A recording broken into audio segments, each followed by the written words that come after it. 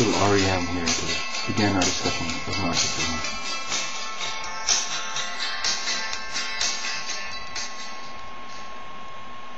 Narcissism. It's a psychological condition characterized primarily by ego inflation and devaluation.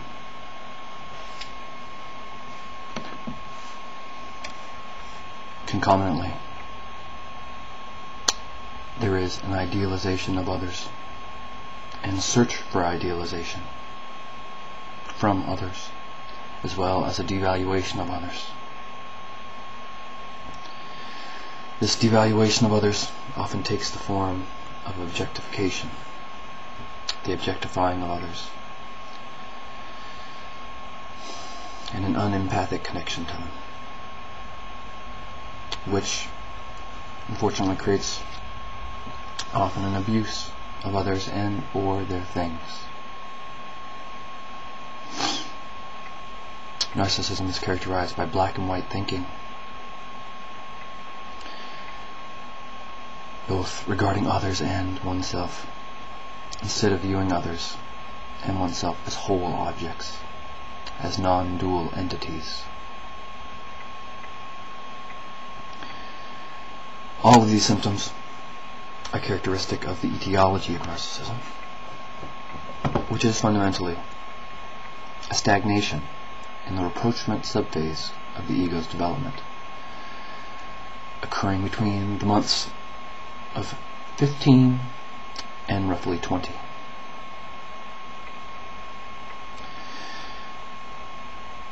During this subphase, the rapprochement crisis and rapprochement phase, the other and self are viewed fundamentally as good or terrible. The terrible mother and terrible self is experienced when the child is either smothered at the breast or smothered when it is involved in seeking out and exploring this world. The good mother and good self is experienced when it is nurtured at the breast, when the child is nurtured at the breast, or when the child is rewarded appropriately and allowed to explore its environment at will.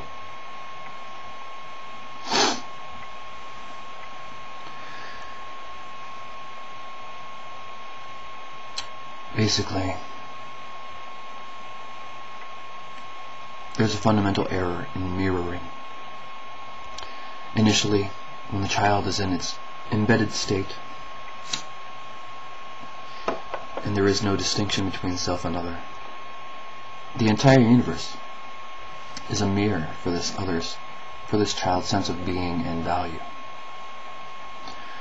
However, as the ego begins to develop, it replaces this non-dual, God-like mirroring with the mirroring available from the primary caregiver as a distinct individual.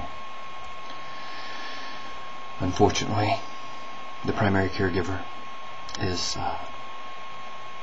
not a perfect mirror, not in any family. And in the case of narcissism, the child's needs for having its feelings, its behaviors, its thoughts, its developing belief system valued as worthy of existence is failed time and time again. What results is a sticky situation for the ego. It's a fundamental inadequacy. It doesn't experience itself as valuable. And because it does not, the experiences in which it sees itself as terrible, the experiences in which it experiences the mother as smothering are terrible, must be cut off and repressed from consciousness in order that the young ego may be assured of its survival.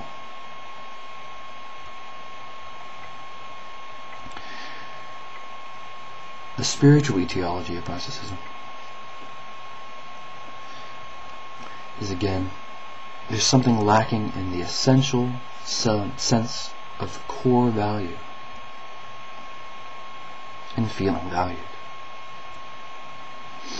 Thus, the defense mechanism which I have described in brief, splitting, is employed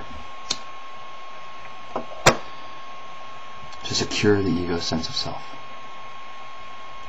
and value.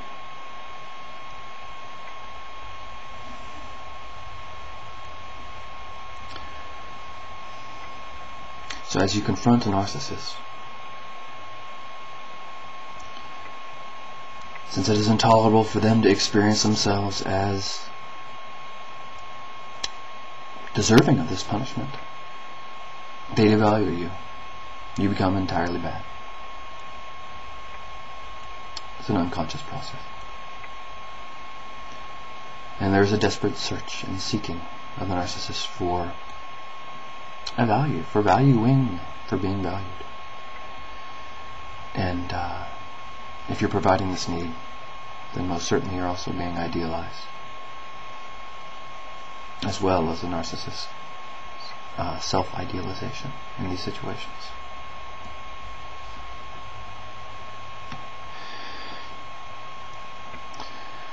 The treatment of narcissism, and this is both a spiritual and a psychodynamic or egoic approach, is establishing fundamentally empathic relationships with appropriate others. These relationships will feel as if there are no needs, no specific needs that you are forced to meet in relationship with the other. These others will value us as we are. They won't unconsciously desire devaluation or idealization from us, nor will they demand that we fulfill any specific role in their life.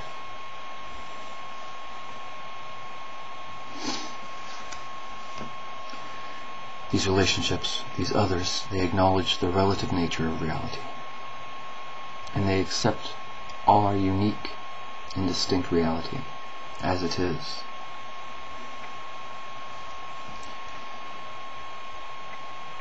The one natural demand for reciprocity will exist in these relationships, and that is that you return the empathy in kind, and that you respect them in kind. As such, those who are troubled with narcissism need to develop an attitude of fundamental acceptance, both towards all aspects of themselves and towards other beings. I would like to acknowledge Michael Washburn and his text, Ego and the Dynamic Ground, as aid in the creation of this video for you. Hope you're well. Bye for now.